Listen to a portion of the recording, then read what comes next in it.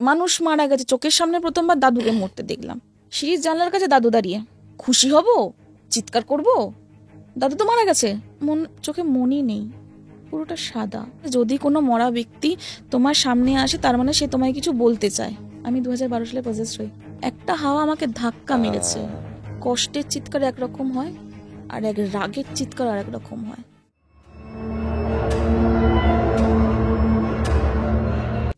নমস্কার, আপনারা দেখছেন প্রেত কথা সম্পূর্ণ নতুন একটি লাইভ পডকাস্ট, এবং আজকে আমার সঙ্গে যিনি গেস্ট রয়েছেন তিনি নিয়ে এসছেন বোন চিলিং কিছু ঘটনা। আজ আমার গেস্ট রিয়া প্রেত কথা লিসেনার। কবে থেকে শুনছো প্রেত কথা? আমি প্রথম থেকেই শুনছি। প্রথম দিন থেকে শুনছো? না, প্রথম দিন থেকে আমি প্রথমে জানতাম না, তুমি মার্চ মাস থেকে শুরু করছো, আমি এপ্রিলের মাঝামাঝি থেকে শোনা শুরু করেছি।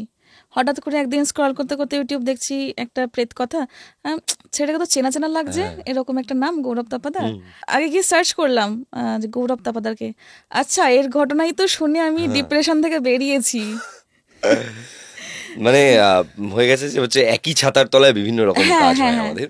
তো ভালো লাগে যখন আপনারা আসেন এবং আপনারা এসে ঘটনা বলেন, এবং আজকে তুমি এসছো, মানে আমার খুব আনন্দ লাগছে যে তুমি আজকে একটা ঘটনা বলবে। আমি ভীষণ আনন্দে আছি, কারণ আমি এক্সাইটেড, আনন্দ থেকে আমি এক্সাইটেড। তারপরে আমার জাস্ট এক সপ্তাহ ধরে এক সপ্তাহ না, তার একটু বেশি, 1.5 সপ্তাহ মতন একটু খারাপ লাগার সময় চলছিল। এবার যে সময় বাবানদার আমার ফোনটা এসছে আমি একদম লাফিয়ে উঠেছি সেই দিনকারই একটা খুব খারাপ ঘটনা ঘটেছে। আমি জাস্ট তার 1 সপ্তাহ আগে একটা পেট নিয়ে এসেছিলাম, ছোট্ট মিঠাই ল্যাব্রাডর। তো ও ভীষণ না, তার আগের সপ্তাহ থেকে যেদিনকে এনেছি তারপর 3-4 দিন পর থেকে ভীষণ শরীর খারাপে ভুগছিল। এবার আমি আর সামলাতে পারলাম না ওকে, ওর পটি বমি আমি আর সামলাতে পারলাম না। ওর তারপরে খাওয়াও ছেড়ে দিল। পারভো হয়েছিল কি? হ্যাঁ, একদম খুব বাজে রোগ এটা। আমাদের একটা বিড়াল ছিল, আমি খুব ভালোবাসতাম ওকে। ওর নাম ছিল ফটু। খুব ভালোবেসেছি ওকে, মানে একদম ছোট, একদম এইটুকুনি সময় থেকে। ওর পার্ভো হলো, প্রচুর খরচা করলাম, বাঁচালামও। 5 দিন ধরে টানা স্যালাইন চলে, সব কিছু চলে, বাঁচালাম। তারপরে গিয়ে আমি যখন পাহাড়ে গেলাম প্রেত কথার শো করতে, তখন হঠাৎ করে এসে শুনছি ও নাকি রাস্তাতে একটা অ্যাক্সিডেন্টে মারা গেছে। মানে এই পার্ভো খুব বাজে রোগ। পার্ভো না খুব ভেতর থেকে ইমিউনিটি ডাউন করে দেয়। আর ও তো একদম বাচ্চা ছিল, এইটুকু বাচ্চা, একদম ছোট্ট। বাচ্চাদেরই পার্ভোটা হয়। হ্যাঁ, এবার ওটা জেনেটিক ছিল তো। এবার যে বিক্রি করেছে, আমি বলবো সেটা বলতে পারতো, সে তোমায় ঠকিয়ে দিয়েছে। সে একদম ঠকিয়ে দিয়েছে, ভীষণ খারাপ করেছে। একটা ছোট্ট বাচ্চা প্রাণ চলে যায়। ডগ একটা নিয়ে নাও, সেটাও হয়েছে, সেটাও ঘটেছিল আমার। সে পালিয়ে গেছে, সে বিয়ে করে তার বাচ্চা হয়ে গেছে এখন। যাই হোক, আপনিও এসে আপনার ঘটনা বলুন, আপনার জীবনে ঘটে যাওয়া কোনো সেরা ঘটনা অথবা আপনার শোনা কোনো সেরা ঘটনা আমাদের সঙ্গে শেয়ার করুন। আমাদের হোয়াটসঅ্যাপ নাম্বার 9875476704। এই নাম্বারে আপনি লিখে পাঠান, ভয়েস করে পাঠান আপনার ঘটনা। লিখে পাঠান বলতে বলতে অভ্যেস হয়ে গেছে, ভয়েস করে পাঠান আপনার ঘটনা, এবং সেই ঘটনা যদি আমাদের ভালো লাগে তাহলে ঠিক এরকমভাবে আপনার কাছে কল যাবে এবং আপনাকে ডেকে নেওয়া হবে আমাদের স্টুডিওতে। ঠিক যেরকমভাবে আজকে রিয়া আমার পাশে বসে আছে এবং ও আমাদেরকে একটা ঘটনা শোনাবে, আপনিও ঠিক সেভাবেই আমাদের সঙ্গে ঘটনা শেয়ার করবেন। শুরু করছি আজকের এপিসোড, আর বেশি কথা না বাড়িয়ে। রিয়া, চলো তোমার ঘটনাটা শোনা যাক।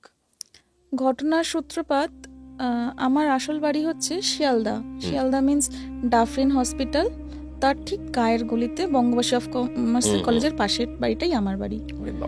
তো এবার ওখান থেকে 2004 সালে আমার বাবা বাড়ি কিনে দুর্গানগরে। তো 5 সালে 2005-এ 24শে জানুয়ারি ওই দিনকেরই আমাদের গৃহপ্রবেশ শুরু হয়। ঘটনার সূত্রপাত সেদিন থেকেই, যেমন হয় সমস্ত ভাই বোনরা মিলে ছাদে খেলছিলাম। আমাদের 3 তলা বাড়ি। তো আমার মা বিশেষ করে বলেছিল যে সবাই ছাদে খেলে নিয়ে, আমার দাদা সবার বড় ছিল, বলেছিল তুই ছাদে তালা দিয়ে নামবি। তো আমরা তালা দিয়ে নেমেছি, সবাই একসাথে নেমে গেছি। তো দাদা তালা দিয়ে নেমে পড়েছি। তার অনেকক্ষণ বাদে মা দেখতে গেছে যে ছাদে তালাটা দেওয়া আছে কিনা। মা দেখছে তালা খোলা, দরজা একদম দুহাট খোলা। মা তো গিয়ে ভীষণ রাগারাগি যে হ্যাঁ কেন তোমরা দরজা খুলে এসেছো। আমরা বলছি, মাকে আর বিশ্বাস করতে পারছি না যে না আমরা দরজা বন্ধ করে এসেছি।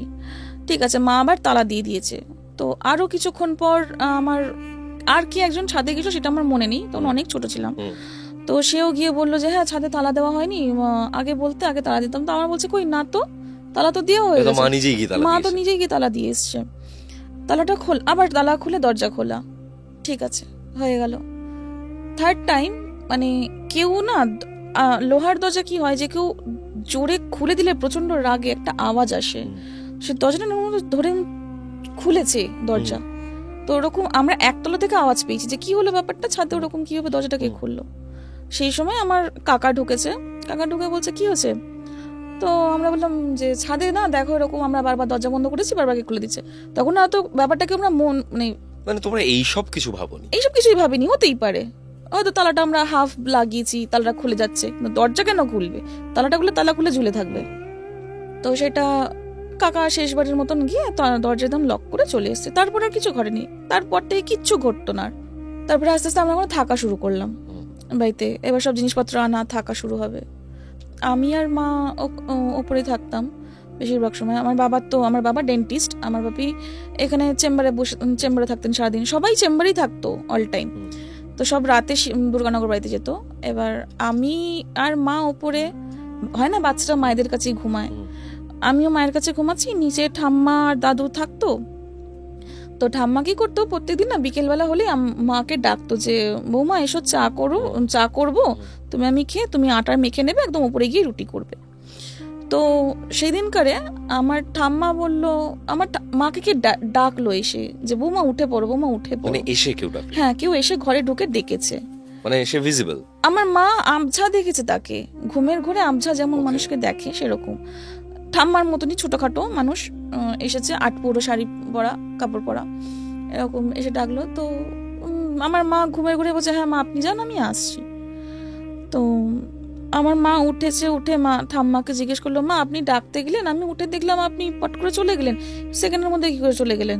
বলছে আমি কখন তোমাকে ডাকতে গেলাম, আমি তো আজকে উঠিনি ওপরে, তুমি ওঠোনি, তুমি সিঁড়ির লাইট জ্বালাওনি দেখে আমি ভাবলাম কি হলো, ওঠেনি তাহলে হয়তো আজকে। তো ঠাম্মা আর ব্যাপারটা খুব একটা বেশি এটা নিয়ে চর্চা হয়নি। তো এবার আমার মায়ের না ব্যাপারটা একটু খটোমটো লাগলো যে কি হলো জিনিসটা, তাহলে আমি কাকে দেখলাম। তার পরের দিনকে সব হয় না, নতুন জায়গা থেকে একজন আসলে তার সাথে গল্প করব, কথা বলবো, সেই মানুষদের চিনবো। তো পাশের বাড়ি থেকে কিছু লোকজন এসেছিল, গল্প করছি, কথা বলছে, চিনছে।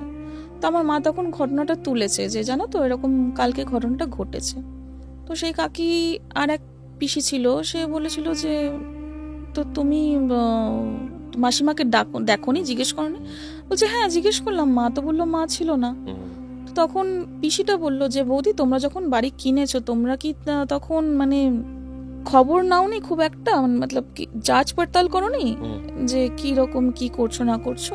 তো মা বলছে যে দেখো আমি তো জানি না, যা করেছে তোমার দাদারা করেছে, আর আমার পাড়া তো আমার যেসব জেঠুরা আছে তারা সবাই মিলে করেছে, আমি অতটা জানি না। তো ঠিক আছে, তখন একজন খালি হিন্ট দিল যে বৌদি তোমরা না দুপুরবেলা দিনের আলো থাকতে থাকতে মাসিমার কাছে নেমে যাবে, উপরে থাকবে না। সে এরকম একটা হিন্ট দিল। এরকম কোন হিন্ট কেউ কাউকে দেয় যে উপরে থাকবে না, একটা বাচ্চা নিয়ে আছে। তখন আমার বয়স কত, 8 বছর, 8-9 বছর, ওরকম একটা হিন্ট দিল। ঠিক আছে, জিনিসটা স্মুথলি চলতে চলতে অনেকগুলো বছর পেরিয়ে গেল। 2010 সাল, সরস্বতী পুজো হচ্ছে তোমার 28শে জানুয়ারি অথবা 29শে জানুয়ারি। তখন তুমি একটা বড় হয়ে গেছো? হ্যাঁ, তখন আমি ক্লাস 7 আর 8-এ পড়ি। ঠাম্মা মাকে বললো যে দাদুর বেডশু হয়ে গেছে। ততদিনে আমার ঠাম্মারা দুর্গানগর বাড়ি ছেড়ে শিয়ালদা বাড়িতে এসে উঠেছে। আচ্ছা, বাড়ি ছেড়ে ওই বাড়ি চলে গেছে। তো আমার দাদুর না ভীষণ ইচ্ছে ছিল যে আমাদের বাড়িতেই থাকবে, কারণ বড় বাড়ি, খোলামেলা বাড়ি, যেরকম বয়স্ক মানুষদের হয় যে হাত পা ছড়িয়ে শুয়ে বসে থাকতে পারবে। আমার দাদু ব্যথা পায়, ব্যথা বেদনা, ফুলে যাওয়া যেরকম থাকে ওরকম আমার দাদু না, ঝুঁকে হাঁটতে পারতো না একদম। খুব কষ্ট হতো না হাঁটতে হাঁটতে, উনি ঘষে ঘষে যেতেন বা একদম খুব ধীরে ধীরে সবকিছু না করতে হতো। তো 2009 সাল থেকে দাদুর বেডশু শুরু হয়ে গেছে।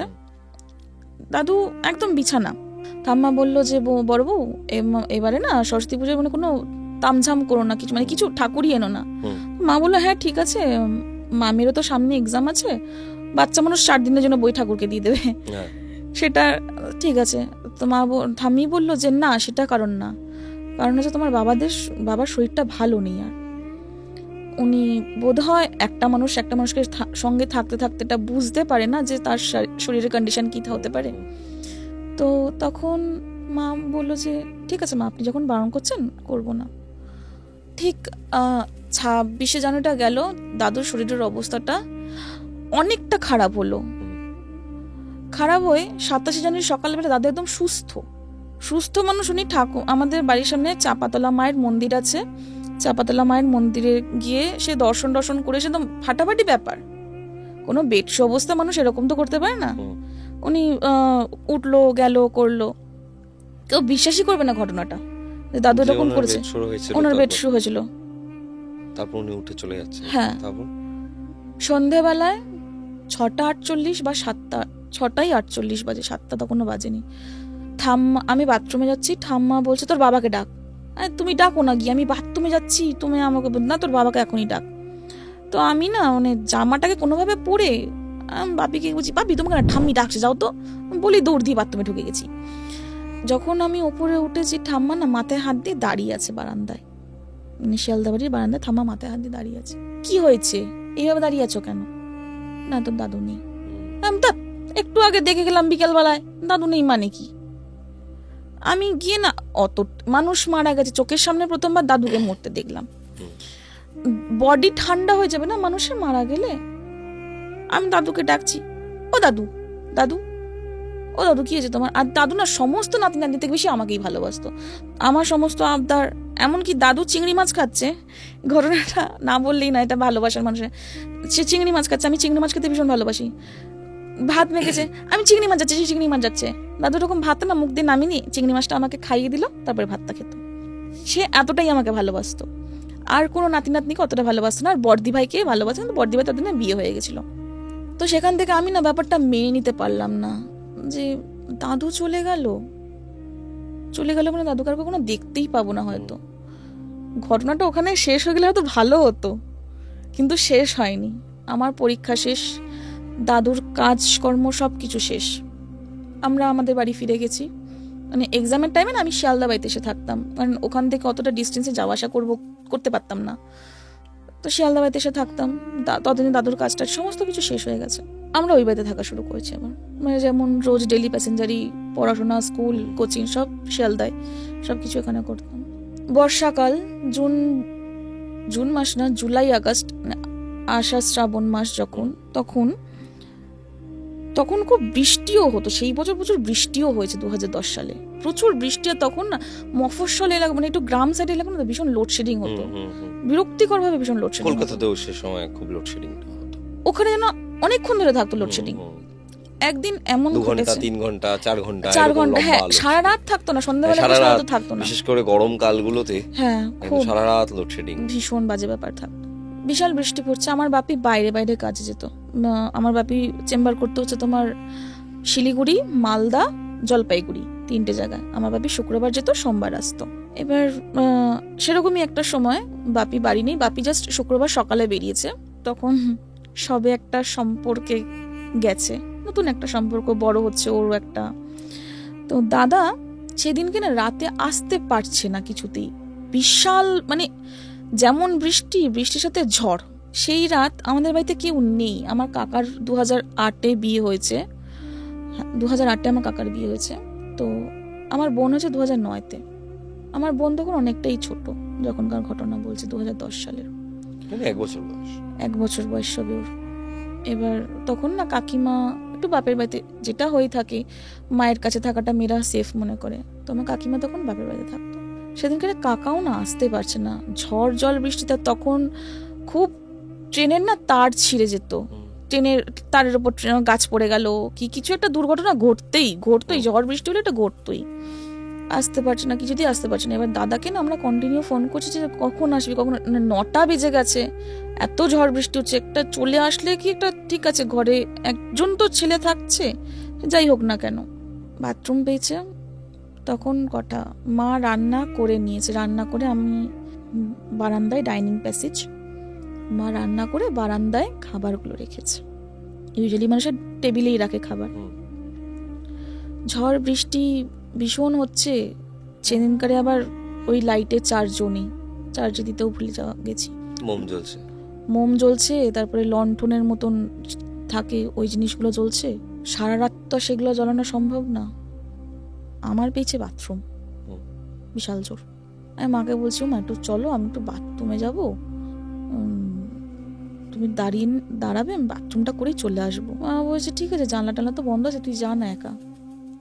আমি জাস্ট আমার ঘর থেকে বেরিয়েছি। গৌরবদা তুমি না মানে বললে কিভাবে রিয়াক্ট করবে জানি না। আমার ঘর থেকে বেরিয়ে এই বারান্দাতে সিঁড়ি, ছাদে ওঠার সিঁড়ির জানলার কাছে দাদু দাঁড়িয়ে, অন্ধকারে দাদু দাঁড়িয়ে। আমি না দেখি খুশি হব, চিৎকার করব, দাদু তো মারা গেছে, 6 মাস হয়ে গেছে। আমি না বাথরুম আর করিনি, আমি ঘর থেকে বেরিয়ে জাস্ট একটু ঘুরেছি, পাশের ঘরের দরজাটা অব্দি গেছি, আমি দৌড় মেরে ঘরে ঢুকেছি। আমি মাকে বলছি মা দাদু। মা বলছে কে দাদু, কে দাদু, কোথায় দাদু? বলছি মা তুমি দেখো দাদু, স্টিল আমার দাদু দাঁড়িয়ে তখনও। আমার মা ভীষণ কৃষ্ণ ভক্ত, মানে আমিও ভীষণ এখন সেটা করি, তখন করতাম না। সারাদিন ঠাকুরের নাম করতেই থাকি, যাই হোক হরে কৃষ্ণ হরে কৃষ্ণ। আমার মা সেই জিনিসটা করতে শুরু করলো, রাধে নাম। মা দেখেছে মানে মা আর তুমি একসাথে দেখছো? হ্যাঁ, সিঁড়িতে জানলার পাশে অন্ধকারে ওরকম একটা বর্ষার দিনে তোমার দাদু দাঁড়িয়ে 6 মাস আগে মারা গেছেন, তিনি দাঁড়িয়ে আছেন। মা দেখলো খানিক, জাস্ট 5 সেকেন্ড কি 7 সেকেন্ড, তার বেশি একদম না। দাদু হাওয়ার মতন জানলা, পিছনের জানলাটাতে দাদু একদম হাওয়ার মতন সরে গেল। মা আমাকে বললো তুমি বাথরুম করবে। এবার ভয়তে আমার পেয়েও গেছে পটিও, যেটা হয় বাচ্চাদের ক্ষেত্রে।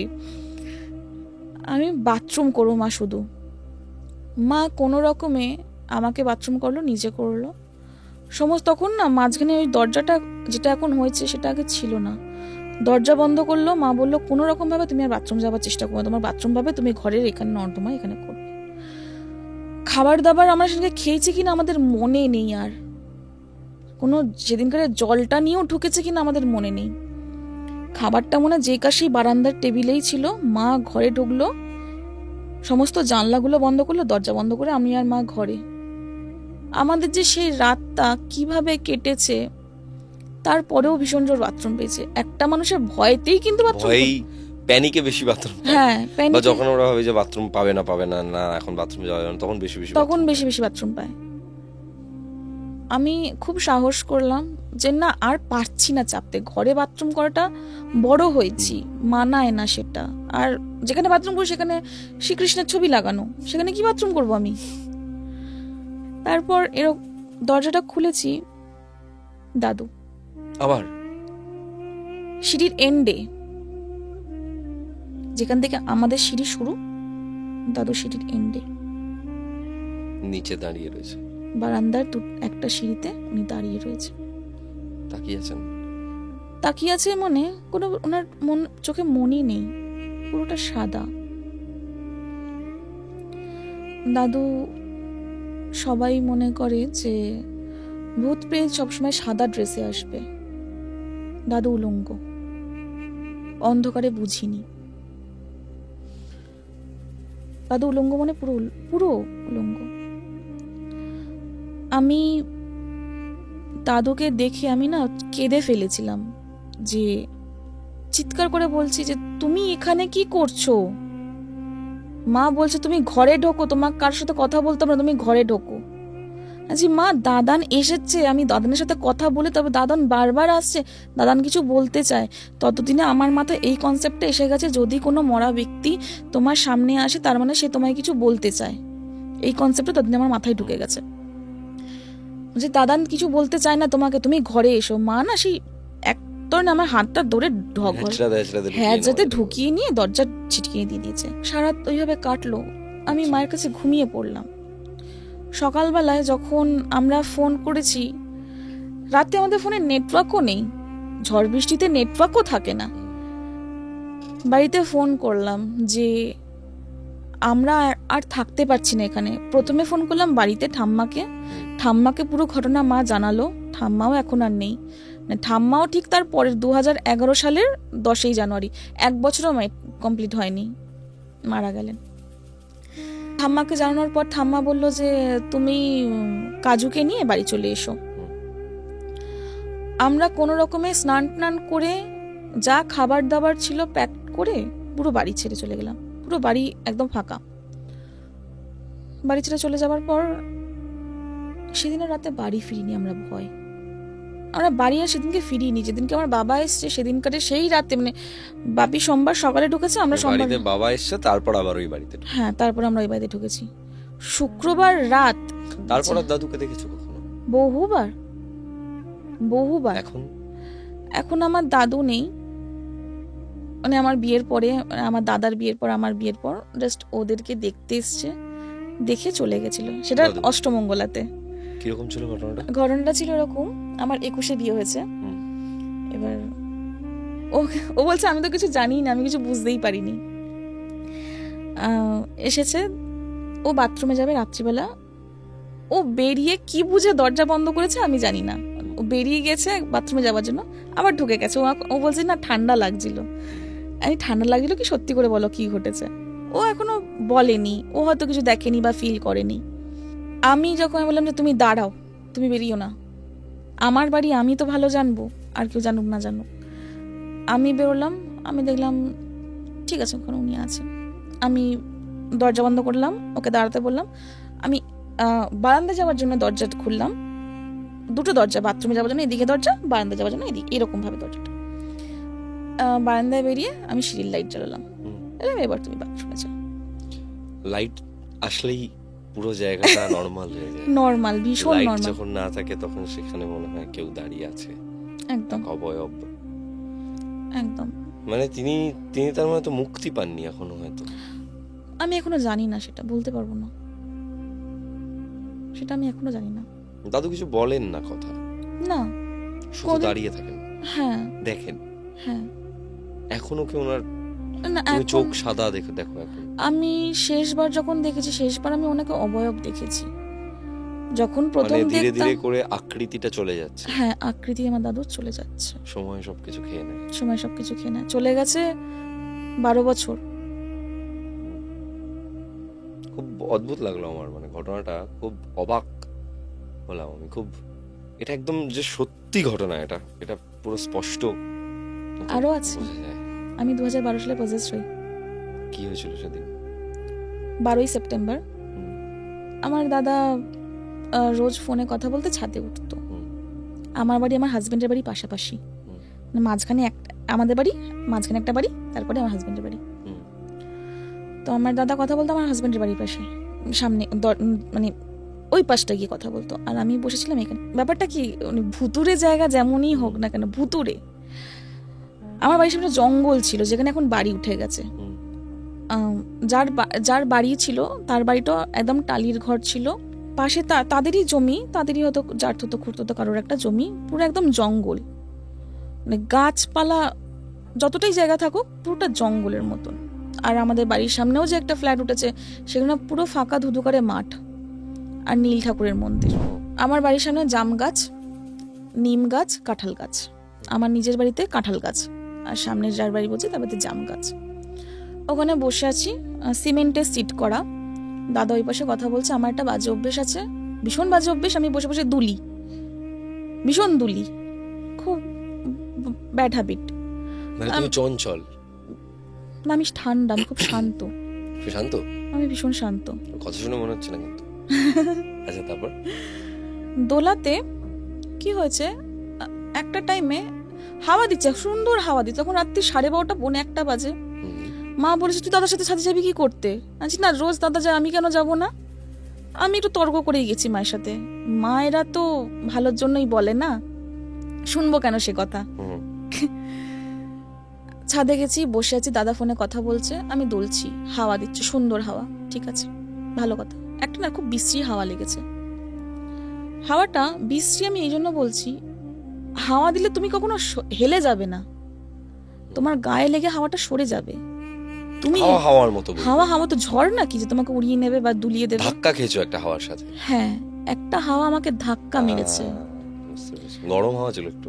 হ্যাঁ, এখন সেটা ফিল করি যে হাওয়াটা একটু গরম ছিল একটু, মানে ওই হাওয়াটা বাকি সব হাওয়ার মতো না। একদম তুমি হয়তো অত এলাবোরেট করতেও পারবে না, শুধু এইটুকুনি বলতে পারবে যে যেই হাওয়াটা বইছিল ওই হাওয়াটা সেই হাওয়া না, একদম ওই হাওয়াটা একটু অন্যরকম, ওই যেটা হাওয়াটা আমায় একটু- ধাক্কা দিয়েছে। যেটা আমাকে ধাক্কা দিয়েছে।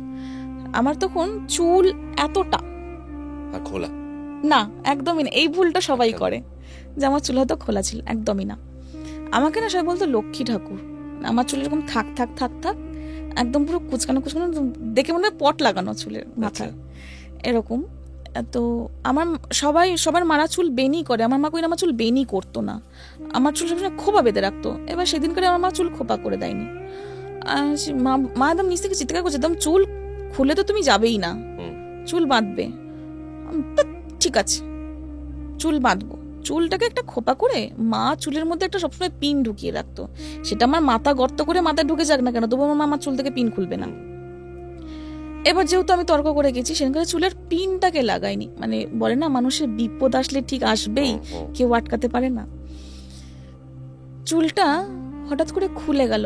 ওই গার্ডারটা, যেই গার্ডারটা আমার চুলে আটকানো, সেটা আমার খুব প্রিয়, ওটা আমি পেলামই না জিনিসটা। হঠাৎ করে আমি বসে দুলতে দুলতে, মানুষের দোলে এইভাবে, কেউ এইভাবে দোলে না, এইভাবে কারোর দোলা পসিবল না। আমি ওই স্পিডে দুলছি হাওয়াটা খাওয়ার পর। হ্যাঁ, আমার কিছু মনে নেই আর। আমি ঘটনাটা শুনে বলছি তোমাকে, এই ঘটনাগুলো আমার মা, তোমার মনে থাকবে না। আমি 1.5 দিন আমার কোনো হুঁশই ছিল না। তো দাদা একবার ঘুরলো, এই তুই দুলছিস কেন? আমি কোনো উত্তর দিইনি। আমার দাদা না, তুমি তো রোগা, বডি শেমিং করছি না, আমি তো রোগা। আমার দাদা না হাড় গিলা, আমরা ভাই বোন হাড় গিলা ছিলাম, মানে 1.5 হাড্ডি যাকে বলে। কিন্তু 1.5 হাড্ডি হলে কি হবে, ওর গায়ে বিশাল জোর। হ্যাঁ, ওদের গায়ে জোর বেশি থাকে, বিশাল জোর ওর গায়ে।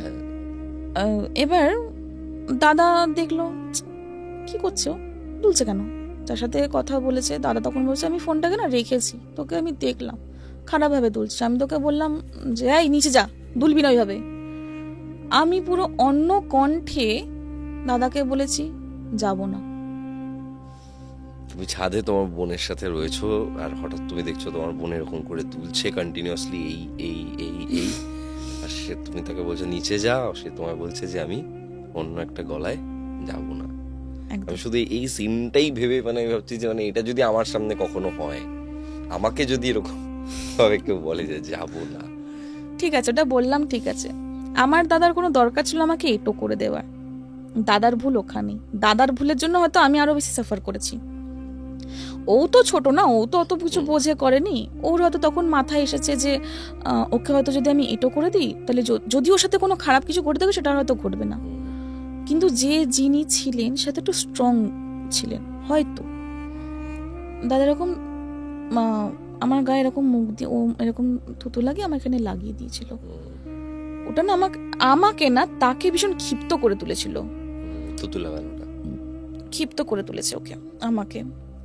এবার না ও আমাকে বলছে তুই নিচে যাবি কিনা। আমি বলেছি ওকে আমি যাব না, এটা আমার জায়গা, ও কেন ছিল, পুরো অন্য কণ্ঠে। আমার দাদা বলছে তো গতিক খারাপ, কিন্তু ও বুঝে উঠতে পারছে না যে কি ঘটেছে। ও ভাবছে আমি আর কি মারছি, ওর সাথে মজা করছি। ও না আমাকে নিচে চলে যেতে বলেছে। তা আমি রাগেতে না ওকে একটা ধাক্কা মেরেছি। আমি ওকে ধাক্কা মারলে এই যেখানে তুমি বসেছো ওখানে, আর ওইখানে হচ্ছে দরজা, মানে আরো দূরে দরজাটা। ও খুব দূরে 4 পা পিছাবে আমার ধাক্কায়।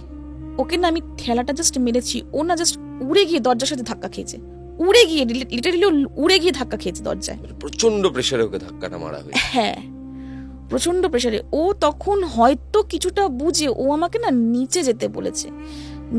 আবার বলছে তুই নিচে যা। আমি নিচে যাচ্ছিলাম। ও যে কিরকম যাচ্ছিলাম, মানুষের পা হেঁটে সিঁড়ি দিয়ে নামে, আমি না সিঁড়ি দিয়ে নামছিলাম না, আমি উড়ে যাচ্ছিলাম কিছুটা। আমার পা মাটিতে পা পড়বে না, আমার মাটিতে। আত্মা যারা হয়, আত্মাদের পা জানো তো মাটিতে পড়ে না কোনোদিন। সে তো সব সময় এক আঙুল হলেও ভেসে থাকে উপরে। হ্যাঁ, এবার আমি এতটা মতন মাটির থেকে উঠেছিলাম দাদার। আর বাজে এন্টিটি যেগুলো, মানে যেমন ধরো হচ্ছে ওই পিশাচ টাইপের যেগুলো থাকে, মানে যেগুলো আত্মা নয়, এই একদম একটা এন্টিটি আলাদা, ওরা আবার হচ্ছে না ওদের পা উল্টো দিকে ঘোরানো থাকে, মরিয়া পায়, সেটারও ঘটনা আছে। গোড়ালি সামনের দিকে। মরিয়া পায়ে, সেটারও ঘটনা আছে। তাই আগে এটা শুনিনি।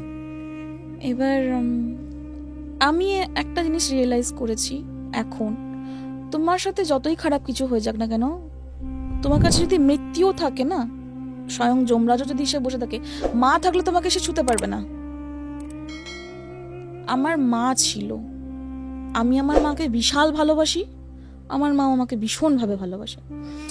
তো সিঁড়ি দিয়ে নাম ছিল এরকম বেশি, আমি নামছিলাম, কিছুটা নেবেছি, বদমাইশি যেমন ভাই বোনরা করে, আমার দাদা আমার চুলটাকে টেনে ধরেছে, আমার, এই তুই এভাবে নামছিস কেন, ওরকম রেগে বলেছে, ও রেগে গেছে, ধাক্কা মেরেছি, স্বাভাবিকভাবে রেগেই যাবে, কিন্তু ও কি বুঝে আমাকে সেখানে কিছু বলেনি, আমি জানি না।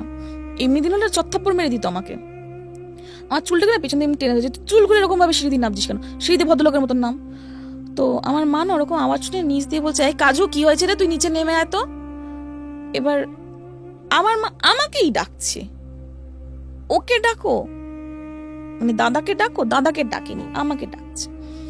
তো আমি না মায়ের সামনে গেছি, আমি কি জানি, মানে আমি হুঁশে এসে গেছিলাম কি আমি কি করেছিলাম। আমার মা বলছে, তুই চুল খুলেছিস কেন, যা ঘরে গিয়ে শুয়ে পড়, চুল চুল একদম খুলবি না, চুল বাদ। তো আমি মাকে বলেছি, তোমার কি, মানে আমি গলার আওয়াজটা সম্পূর্ণ আমার, হয়তো অন্য কেউ আমার হয়ে বলছে, তোমার কি, তুমি তোমার কাজ করো না, আমি আমার মতন থাকবো।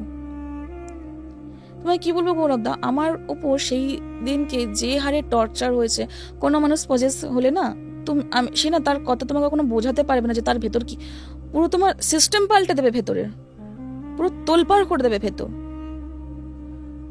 ভীষণ খারাপ ভাবে অবস্থা থাকে। আমাকে এত মেরেছে, আমি ঘুমিয়ে এত কেঁদেছি। আমার দাদা মেঝেতে শুতো, আমি বিছানায় শুতাম, খাটে শুতাম।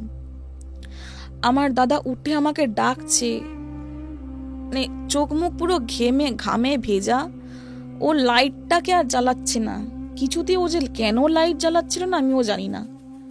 আমি এখন বুঝি কেন লাইট জ্বালাতিস না, তুই যদি লাইটগুলো জ্বালাতিস তাহলে আমার হাতে এইসব দাগগুলো আর থাকতো না।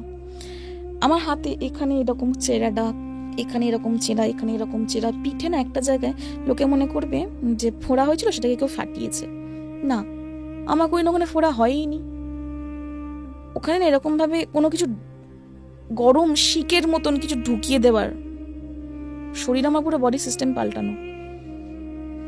এত আমার মানুষের শীতকালে ঠান্ডা লাগে, আমার গরম লাগে, মানে তখন ওই সময় আমার এখনো।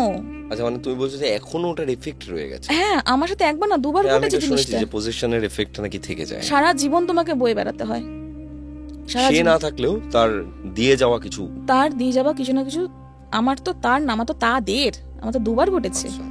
আমার মধ্যে যেই চেঞ্জেস গুলো এসেছে, আমি কখনো ঠান্ডা খুব একটা লাগে না, আমার ঠান্ডা শরীর হলে পরে হাড়ের মধ্যে ঠান্ডা ঢুকে যায়। আমি আমার বিয়ের পর 2022-এ হাড় কাঁপানো ঠান্ডা যেটাকে বলে আর কি, হ্যাঁ, ঠক ঠক ঠক করে কাঁপতে, হ্যাঁ, আমাকে তখন মানে সেই গরম কয়লার উপর চলতে হবে এমন ভাবে আমার ঠান্ডা লাগে। সেদিন রাতে তারপর ছাড়লো কি করে তোমাকে? আমাকে সেদিনকে ছাড়িনি তো, তাহলে আমাকে 3 দিন পর। 3 দিন তুমি ওরকম অবস্থায় ছিলে? 3 দিন আমি ওরকম অবস্থায় ছিলাম, আমি 1.5 দিন পর আমার হুঁশ এসছে, আমি পুরো পাগল হয়ে গেছিলাম। আর মাঝখানে 1.5 দিনে আমার কোনো কিছু, আমার 1.5 দিনের মেমোরি পুরো লস। আর 1.5 দিন আমি মাকে ঘরে পুজো করতে দিতাম না। তার মানে তোমার একটা মানে ওই সাইকিক এবিলিটি আছে, ভূত প্রেত দেখা, পজেসড হয়ে যাওয়া, হাওয়া লেগে যাওয়া, এটা তোমার একটা রয়েছে। আমার মা ভীষণ ভয় পায় আমাকে এসবের জন্য। আমার মা আমার হাজবেন্ডকে বলে, তুই ওকে নিয়ে বেশি দূরে কোথাও যাস না, আশেপাশে থাক। ভয়ঙ্কর ঘটনা তো এরকম রয়েছে। তো আমার বাপি না ভীষণ স্ট্রং পার্সোনালিটি। এবার তুমি বা যে কেউ মনে করবে তাহলে তোমাকে তান্ত্রিক ছাড়িয়েছে বা পুরোহিত ছাড়িয়েছে, না, একদম না, আমার বাবা ছাড়িয়েছে আমাকে। কি করে?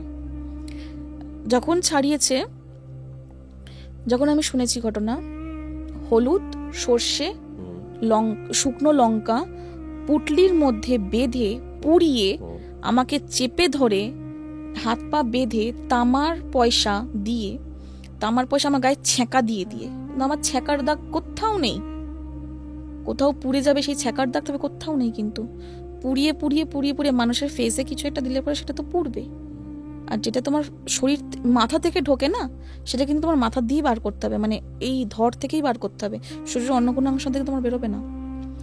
হয়তো সেটা আমার মাথা দিয়ে বা কান দিয়ে বা নাক দিয়ে বা মুখ দিয়ে বা চোখ দিয়ে ঢুকেছিল, যে জিনিসটা হয়েছিল।